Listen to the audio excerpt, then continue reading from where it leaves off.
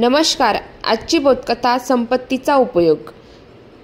एका कंजूस मनुष्याने आपल्या जवळील सर्व संपत्ती हे विकून आलेल्या पैशाची सोन्याची लगड बनवून घेतली व ती एका जागी पुरून ठेवली.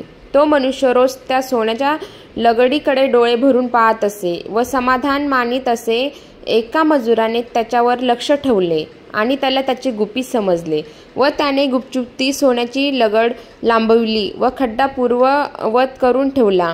दुसऱ्या दिवशी कंजूस मनुष्य त्या जागी गेला व खड्डा उकरून काढला. रिकामा खड्डा पाहून तो जोराने ओरडू लागला. रस्त्यावरून जाणाऱ्या मनुष्याने रडण्याचे कारण विचारले. सर्व हकीकत समजल्यावर तो म्हणाला, बाबा रे, तुला दुःख करण्याचे काहीच कारण नाही.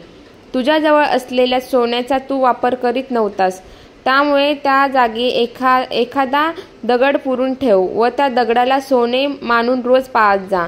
तात्पर्य: मनुष्य आपल्या जवळ असलेल्या वस्तूचा उपयोग घेत नसेल तर अशा वस्तू असूनही त्या नसल्यासारख्याच असतात.